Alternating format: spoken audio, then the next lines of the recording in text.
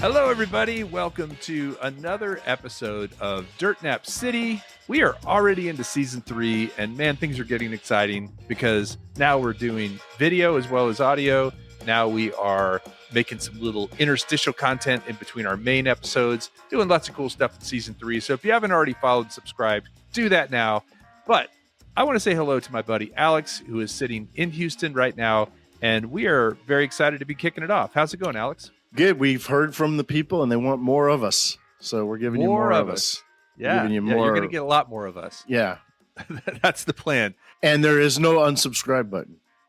Yeah. Once you're subscribed, you're a subscriber for life. It's right. kind of, if you really want to get in, there's a tattoo you can get.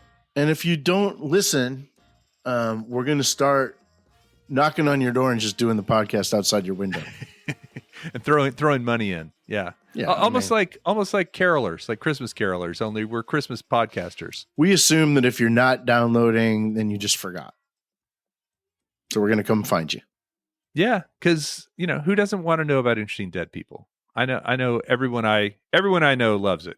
So again, season 3, it's amazing how quickly we've kind of like gone through these and we're starting to catch our groove. And at some point we're going to get a sponsor. If you're interested in sponsoring us, you can of course email not@dirtnapcity. Do you have any ideas on good companies for sponsors? That's been a challenge for us to figure out.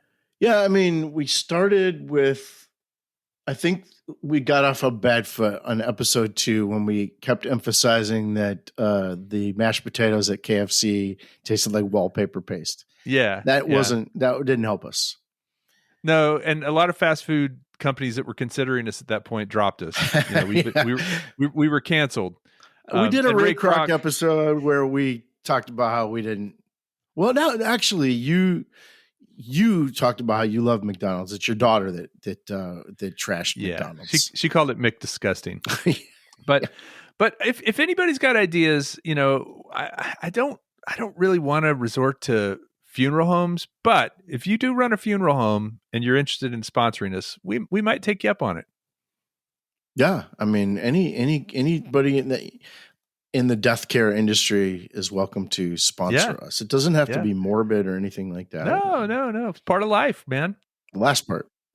Well, speaking of life, I've got somebody today, Alex, that lived a short but very, very rich life.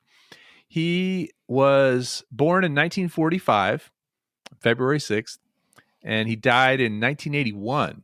So, like I said, a short but rich life in May 11th.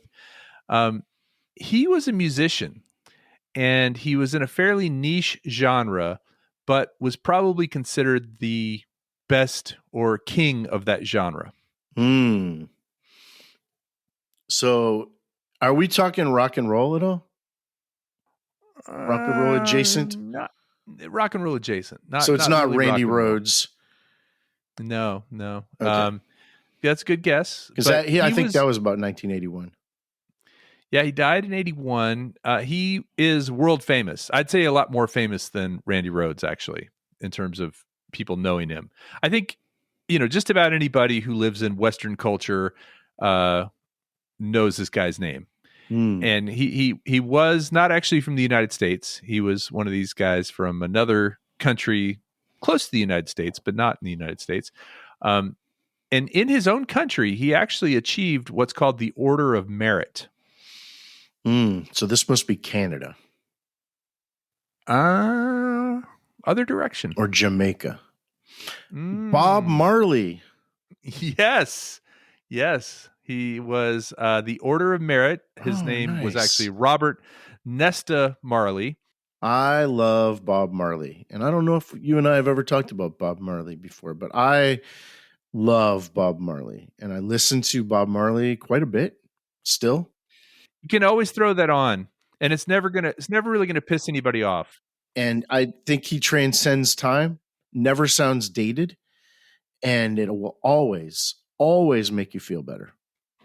Yeah, it's just one of those things that puts a smile on your face. Generally, he's got some pretty charged political songs, and was definitely an advocate for justice and fairness and equality, and a lot of things that a lot of people talk about these days. But he was into it pretty early on. but yeah, he was. I was also gonna. The other two clues I was gonna give was he was a huge soccer fan. Played a lot of soccer throughout his life, That wouldn't have helped me. and his of is probably one of the most popular, Yeah. in college dorms. Is that a postage stamp as well in Jamaica? Do you know? Yeah, I think so. Well, Yeah. as I said, he actually was awarded the Order of Merit, and that is conferred upon Jamaicans or distinguished citizens of other countries who have achieved distinction in science, arts, literature, or any other endeavor to honor Jamaica. And what's cool about this award and interesting is there can only be, or there can be no more than 15 living persons who have it. So someone Oh. has to die for someone else to get the Order of Merit. And it's only in Jamaica? It's in Jamaica. Yep. Yeah. It's So I worth assume getting. Usain Bolt probably has one, and some sprinters probably have them, athletes. But yeah, that's really cool. I can't wait to hear about Bob Marley. And it's never given by more than two people in a single year. So or it's never given to more than two people in a single year. So basically, two people could win it. But then once there's 15 living people with the OM, and then they get OM at the end of their name. So That's he cool. is Bob Marley, comma OM. Like, Did he get it posthumously, or did he know that? Did he ever get to enjoy that? he did actually get it. He got a lot of stuff posthumously because he did die. As I said, he died in 81, born in 45. What would that be? 36. 36 years old. Yeah. Wow. So he was born Robert Nesta Marley, OM. He was, of course, a singer, songwriter, considered one of the pioneers of reggae music. And he really kind of came into it at a time when reggae was developing as a genre. There was ska, there was rocksteady, there was this kind of classical African inspired music at the Skiffle. time. Skiffle was a thing. That's right. You remember that. And he became later in life. Now he was born Catholic, but he became a Rastafarian. And people kind of joke about Rastafarianism as just smoking a lot of pot, and that's involved in it. But it is actually an Abrahamic religion that was developed in the 1930s in Jamaica, and it's interesting because they're it's considered a newer social movement and religion, but it doesn't really have a central authority. There's no pope. There's no leader of the church. The Rastafari or Rastafarians or Rastas were basically believed that religion is monotheistic. There's only one God. It's referred to as Jah, and that Jah lives partially in every person. So we are all collectively Jah. Okay. Now I also mentioned it's an Abrahamic religion. Abrahamic, I think I'm saying that correctly. Do you know anything about that? I thought that was kind of an interesting. I don't. No, I don't. Aside, yeah, I didn't either. So it's a group of religions, and the three big ones are Christianity, Judaism, and Islam, and they're basically centered around the worship of the God of Abraham. And Abraham was sort of the patriarch of everybody else that came in the scriptures, in the Quran, in the Bible, and so in Hebrew scriptures. So Rastafarianism again believed in a God that was one God, but took it a little bit differently because they also believed in a lot of the things that were going on and still maybe go on in Jamaica these days, which was kind of a little more ritualistic stuff, right? Was he a very religious guy? Yes. Now he was biracial. I did not know that. Yeah, so Bob Marley was biracial. He was born to a gentleman named Norval Sinclair Marley and a woman named Selda Malcolm. And Norval Marley was actually from England, and he was white. And he was 60 years old when he married, I think it's Sedella, not Selda. Sedella Malcolm. She was an Afro-Jamaican. She was 18 years old, and she was basically working at a plantation that he was overseeing. He actually married her. He married her. They had a son, but then Norval Marley was a captain in the British Navy, and he left. Like he kind of wasn't really around. So he had this son, but he did supposedly support the family. Like he sent money back to them. He was not present, but also didn't abandon them. Kind of Okay. middle of the road. But asking about Bob Marley's religious beliefs, because he was mixed race, he was often called white boy, which in Jamaica was a derogatory term. And he said it was a tough thing. Bob Marley said this growing up. And he said he developed this philosophy to say, I'm not on the white man's side or the black man's side. I'm on God's side. Was a lot of his music religious? Did he have religious messages, or were they kind of metaphorical messages that maybe we didn't pick up on? I think they were religious in the Rastafarian sense, Yeah. right? In the Rasta sense, and so more directed towards Jah and directed to the beliefs of the Rasta more than like traditional Catholicism or Christianity, Sure. as you would think of it. So yes, they were religious, they were spiritual, but they weren't like traditional Christian religious. Right. They weren't gospel music. Early on, Bob Marley was running around with people like Peter Tosh. And interestingly, Peter Tosh's given name was actually McIntosh. Like his last name was McIntosh. Oh, really? Okay. And it was Winston Hubert McIntosh. But everybody who knows anything about reggae has heard of Peter Tosh. Well, he was one of Bob Marley's original friends and one of the original Wailers. What about Jimmy Cliff? Was he part of that crew? He was not, but they ended up actually replacing Jimmy Cliff on Island Records when they moved to Island Records. Jimmy Cliff had moved off of that label, and so they took the place. They were rivals, probably, huh? No, I feel like there was a lot of cooperation in this group because they all kind of know each other. I mean, Jamaica's not a big island, right? No. And so anyway, they formed their first band called the Teenagers, and that was Peter Tosh, Bunny Wailers, Bob Marley. That's a funny name. It sounds like an American Bandstand kind of, clean cut white boys in the 50s, the Teenagers. Yeah. Yeah. Well, here's the kind of ironic part about it. Because of where Jamaica is located, a lot of their music was influenced by the U.S. because radio stations could reach Jamaica. Sure. Right? It's close enough to the U.S. that they were extremely influenced by American music. There wasn't hip hop at the time, but American blues, American soul music, rock and roll, all influenced them. So in 1963, they formed the Teenagers. Well, they ended up changing their name to the Wailing Rude Boys. So, wow. And you hear this sometimes with. Do you ever listen to the Specials? No. Okay. They have a song called "A Message to You, Rudy," and there's this thing called Rude Boys, and they were sort of a music phenomenon. They were kind of guys that would get really rowdy at shows, and so this was a tribute to that wailing. To the Wailing Rude Boys was a tribute to those rude boys at shows. They were, maybe like the early, less racist version of skinheads or something like that. Okay, so like mosh pits and that kind of stuff. Yeah, I mean, it wasn't that, but it's what eventually became that. So they were the Teenagers, then they were the Wailing Rude Boys, and then they became the Wailing Wailers.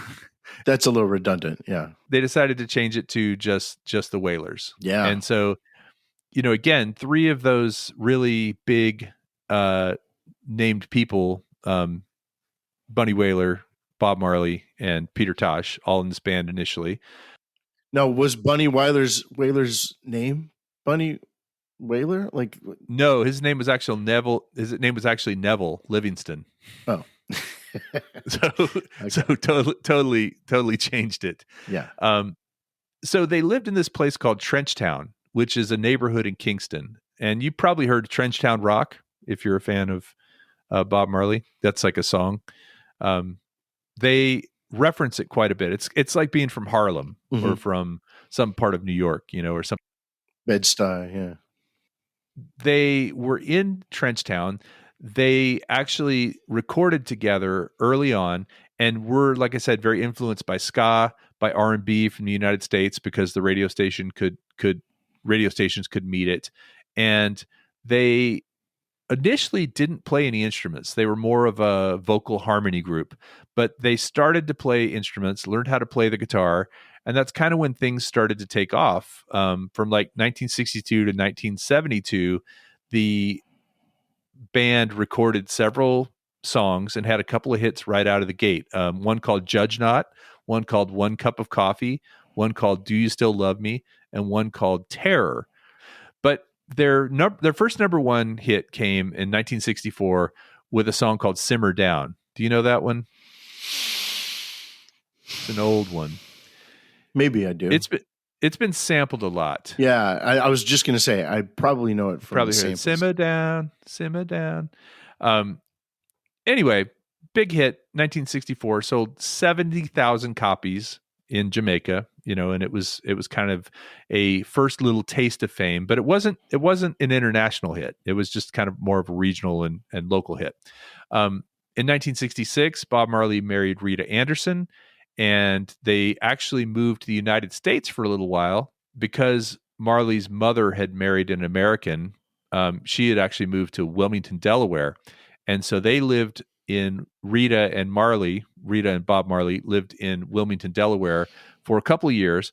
And during that time, Bob Marley he worked at a DuPont lab, and he was a lab assistant. He was an assembly line worker, and he was also a forklift operator. So you imagine saying that you had worked with Bob Marley I mean, I've been to Wilmington, Delaware, and DuPont is everything in Wilmington, Delaware. So that's, if you live in Wilmington, you probably work at DuPont. But yeah, can you imagine driving a forklift with Bob Marley? Yeah, and not even know who the guy is. No. And then all of a sudden you're hearing all these things. Well, he moved back to Jamaica in like 67, 68. They were only in Wilmington for a little while. And that's around the time when reggae was really starting to take off. So you're familiar with Toots and the Maytals, right? Mm-hmm. The reggae band. They had a song called Do the Reggae. And that was sort of the start of the sound that Bob Marley and the Wailers adopted. Was based a little bit on Toots and the Maytals. And they had, again, a little bit of local success, but nothing really huge took off until the 70s. And that's when they signed with CBS Records, and they were actually on tour with a singer named Johnny Nash, and they were in London, and they met a guy named Chris Blackwell. Now, Chris had bought the rights to some of these original reggae songs that they had recorded back in Jamaica, and they were kind of interested in wanting to buy the rights back or do some profit sharing or something, because they weren't making any money off of this.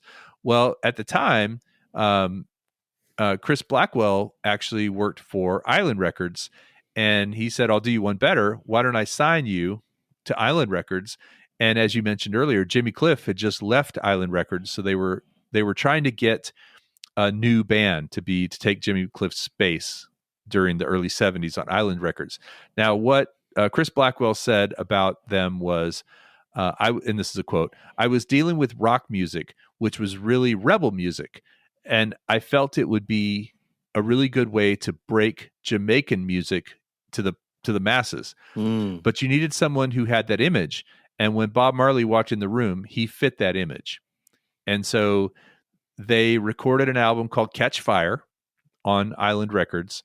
And that album was kind of their first big international thing. Now, I think, wasn't Elton John Island Records, or Eric Clapton, or like those were the rock guys I think he was talking about? Well, interesting you say that, because one of the things that really helped them take off was on the album Catch a Fire. One of the things that really helped them take off was that they had recorded this song called "I Shot the Sheriff." They wrote it and recorded it. Well, Eric Clapton covered that, and that was kind of the first taste that a lot of people had of their music, even though it was a cover song. And then on that same album, well, no, and then right after that, they had a big hit with the live version of No Woman, No Cry, right? You've Right, heard that right, right. song Of many course, times. of course. And that was kind of a big breakout song for them too. Did you hear which version of I Shot the Sheriff did you hear first? I think I heard the Eric Clapton version first. Same. Yeah, for years. Yeah. And then I really didn't get turned on to Bob Marley probably until after he was dead, right? Until I was in college. And I was like, I probably didn't even know that was his song. I probably thought he covered Eric Clapton. And it's so much better than the Eric Clapton version, I think. Yeah, it definitely and it's the one I know, like in my head right now. I'm hearing the Bob Marley version of it. Yeah, same. But unwittingly, Eric Clapton did a big favor to Bob Marley for making not only making him some money, I guess, with royalties and getting attention, but also kind of legitimizing him as a songwriter, right?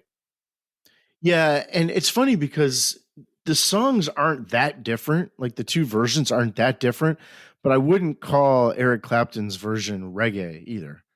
There's just enough difference where it's a different style of music, but they're not that different. Or I don't think that Eric Clapton really did anything too innovative with the song. No, that's what I'm saying. He didn't really change it much, but I wouldn't call it reggae either. So it kind of lost in the translation or whatever. It lost some of its. Maybe that's why I don't like the version as much. I think that the original is superior just because I think it has more soul. Maybe I don't know what the word is. Well, it feels to me the Bob Marley version feels, or the Wailers version feels more like a story, and the Eric Clapton version feels more like a, I don't know, kind of a quirky, almost I don't know, almost like a gimmicky kind of song, or a retelling of someone else's story at best, right? Yeah, not their own story. Yeah, I think that's a good way to put it. So as I was saying, Chris Blackwell, I don't know if he was the owner of Island Records or what his what his role was at Island Records, but he is the one that signed them to Island Records. He also gifted his residence in Kingston to Bob Marley and the Wailers, and that became their headquarters. And interestingly, Bob Marley actually lived there. He officed there. They recorded there. And do you remember the name of their studio? I think as soon as I say it, you'll recognize it. Yeah, I probably will. What? Tough Gong. Oh no, I hadn't heard that.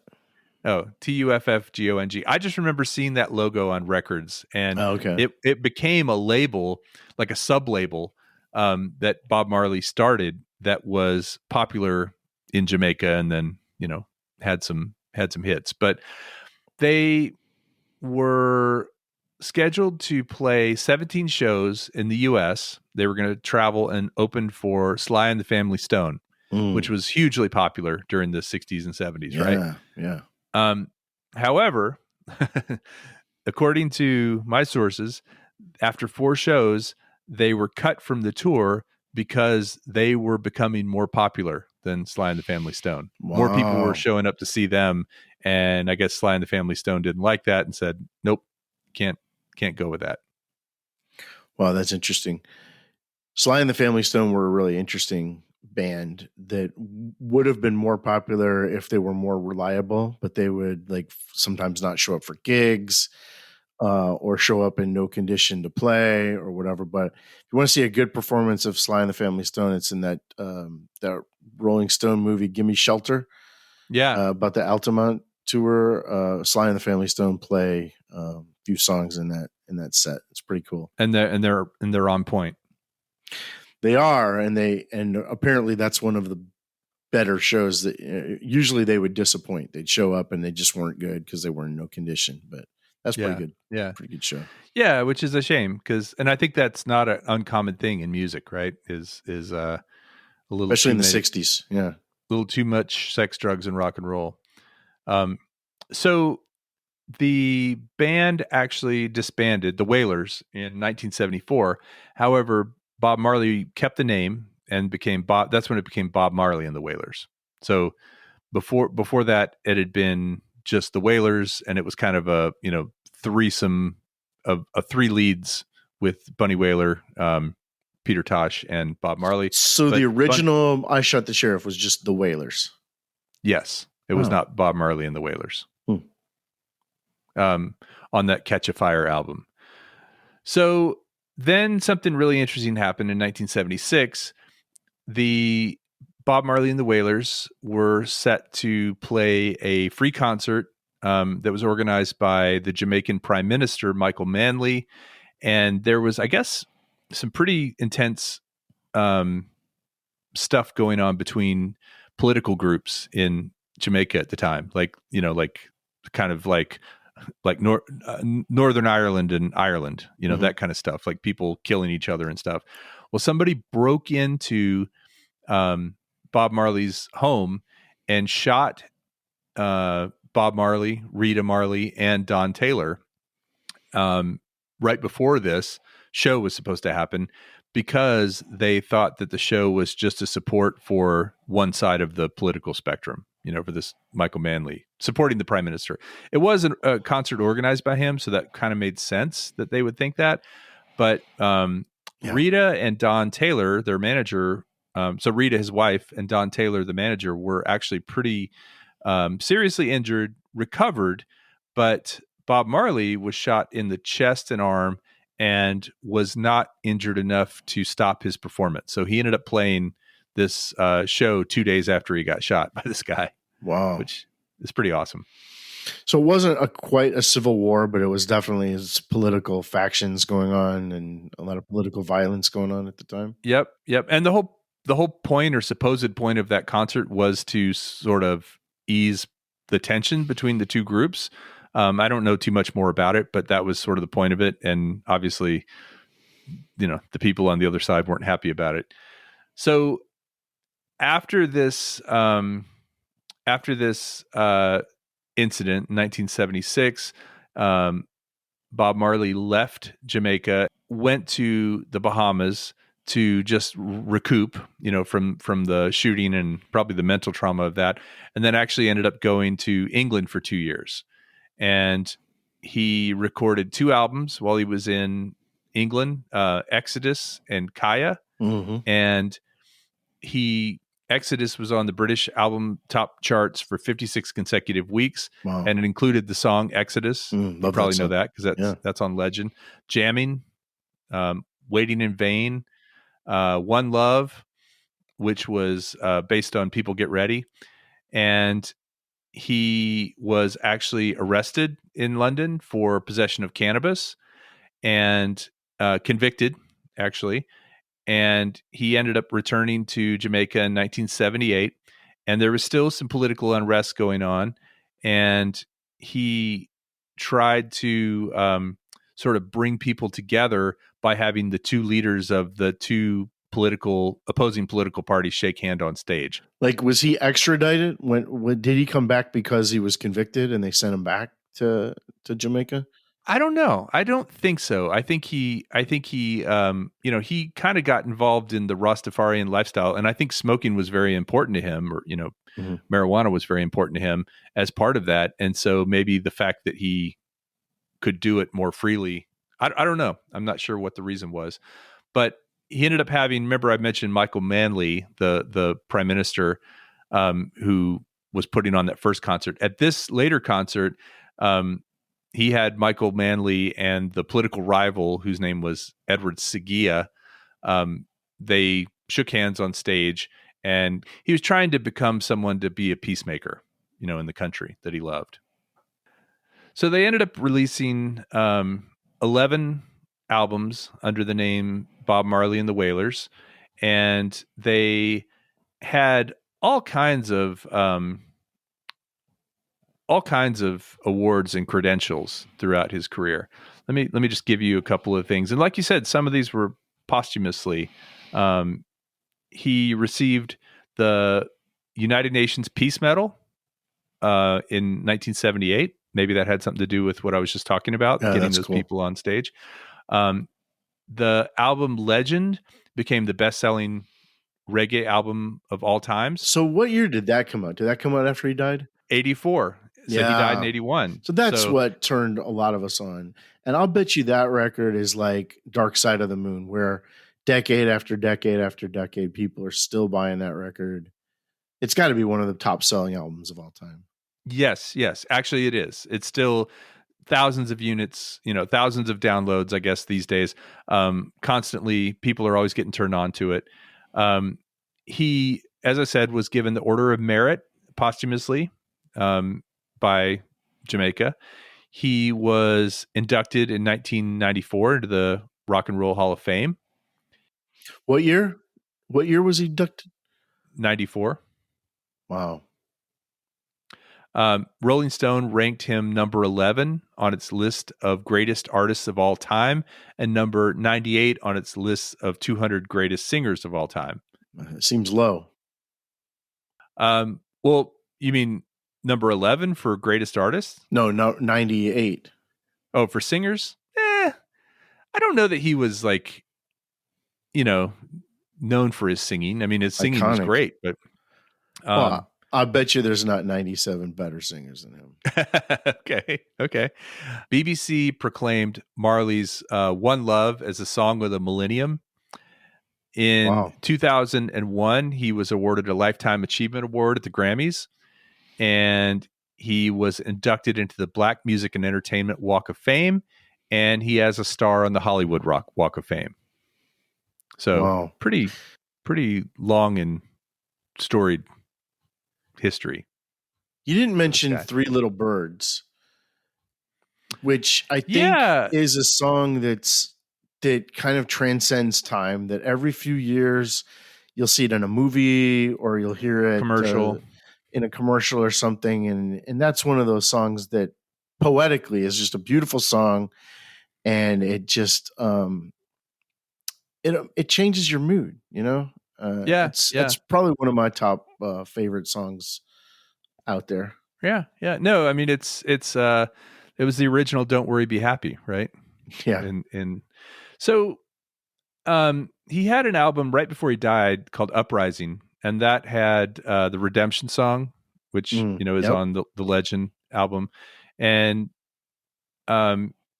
there's also when Legend came out, I believe that there were a lot of new mixes of those songs that were different than the originals, including Buffalo Soldier, right? That had been one of his bigger songs. And I think the version on Legend is like a different mix of all of it. He ended up, and as I said before, he was a big soccer player, football, as they called it over there. He very much loved that sport. He followed a Brazilian team and was a big fan of Pele. Was Pele? Yeah, Pele was Brazilian, right? Mm-hmm. So he ended up having this pain in his toe, and when they did a biopsy, they found out that he had acral lentiginous melanoma. And this is something that is different than other melanoma because it doesn't really have to do with having your skin exposed to the sun, which is what most melanoma is caused by. This is something that is more common with people with darker skin, and it was not a very well-known disease at the time. They actually suggested that he amputate his toe. Now, this was 1977, and he decided he didn't want to do that. He ended up having a skin graft to kind of like replace the skin. They pulled the skin off and replaced the toenail. They did some painful stuff, but that ended up being what was his downfall because he had cancer in that toe that spread to the rest of his body. So he ended up in 1980, they did a tour of Europe, played their biggest show to 100,000 people in Milan, Italy, which was like the biggest show they ever did. He played at Madison Square Garden and in New York. Did they record that? Was that a record? Madison Square Garden? Was that a live album? I don't know. I feel like I've heard that or something. I Maybe mean, I'm that. sure they recorded everything, and probably if there's money to be made, released it later. Yeah, that would have been some show to go to, huh? Yeah, yeah. I mean, just to have seen, I was 11 in 81. I So was he 10 didn't in have a 80. lot of American concerts then. No, no. Well, he did that tour, like I said, with Sly and the Family Stone, but that got cut short, and that was with the original Wailers. In 1980, after that Madison Square Garden concert, he collapsed while jogging in Central Park, was taken to the hospital, and they basically found out that the cancer had spread to his brain, lungs, Because and of the liver graft. because of the melanoma that he had in his toe. But if they had amputated it, that might not have spread, right? Is that what you were saying? Nobody knows, right? But that would have maybe given him a better chance of living longer. And these days, it probably wouldn't even have been a fatal thing. Yeah, they might not have needed to amputate, but he also felt like amputating part of his body didn't jibe with his Rastafarian beliefs. Oh man, what a shame. 36 years old and really just in the prime of it, right? Yeah, yeah. So he died on May 11th at 36. And supposedly his final words to his son Ziggy were, "On your way up, take me up. On your way down, don't let me down." I love that. Yeah. And Ziggy had a little career. Yeah. He had Dragonfly, I think, a song. Is it Ziggy Marley and the Melody Makers? Was that what And the they were? Melody Makers. Yeah, that's right. He ended up having a state funeral in Jamaica on May 21st, and the prime minister at the time, actually the other prime minister, the one that not Manley, but the other guy, Edward Sagia, gave his eulogy. Said his voice was an omnipresent cry in our electronic world. Bob Marley was never seen; he was experienced, which left an indelible imprint on each encounter. Such a man could not be erased from the mind. He is part of the collective consciousness of the nation. Yeah, it's crazy when you say that. I'm thinking that you don't see a lot of live shows of his. You can't really picture him singing. You can hear him and you can picture that one picture that you talked about before, that iconic shot. But other than that, he might as well have been from the 1800s because you just don't see any film of him. He wasn't as documented as other artists. That's a good way to put it. Yeah. Yeah. Yeah. And and we didn't know about him, or at least I said I didn't really know about him until after he was gone. Yep. Same here. What a unique life, huh? Yeah. Yeah. He definitely, he called his music rebel music. And it was interesting to say that the idea that rebel music was rock and roll. Well, he kind of turned that reggae, that ska, all those styles into music that had a political message, that had a spiritual message, but it was never just like sit back and take it, right? There was a lot of calls for justice in the world, and I think that was one of his cool things he did. But he did it in a way that you could vibe to. It didn't feel like you were getting beat over the head by his message. Definitely. That's so interesting. Man, what a great figure to talk about. Thank you for that. Yeah. So just to wrap up, you can still actually find Bob Marley. I guess one of his daughters or granddaughters runs a website called Marley Natural.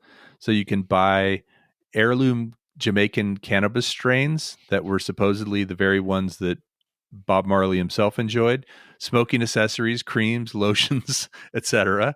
And so if you just go to Marley Natural and you'll see the website.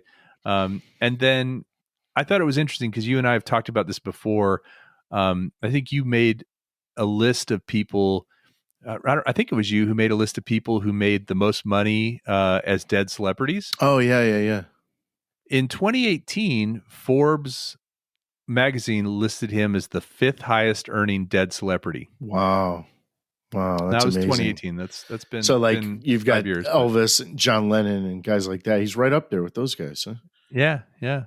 I think it's because there is still a very steady, I wouldn't say like, hockey stick spike kind of feeling, but there's definitely a steady growth of people who listen to him and go, wow, I can dig that. Yes. It's it's not something that I seek out to listen to all the time, but when I'm in the mood for it, or even if I'm not in the mood for it and somebody throws on Bob Marley and the Wailers, I will never complain.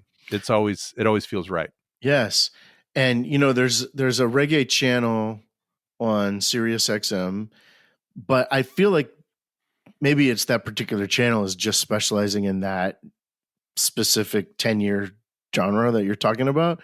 But it seems like every song is either Bob Marley or Bunny Wailer or Peter Tosh. Jimmy Cliff or Peter Tosh, and then they just start over. It doesn't seem like Yeah. the music's evolved. I'm sure that I'm wrong. I'm sure that in Jamaica there's more electronic versions of that stuff that are or Latin influenced or whatever. But on those channels, that's still the same five guys that they're playing all the time.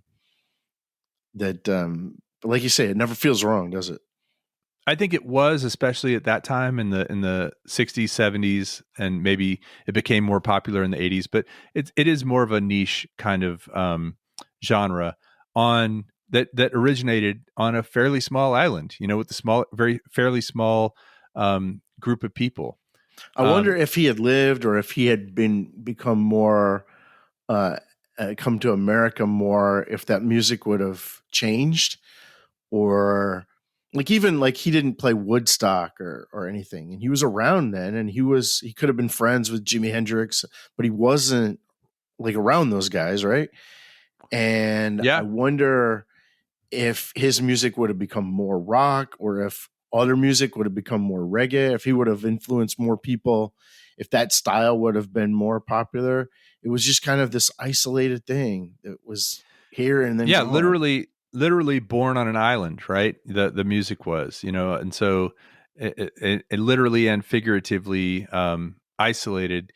But now with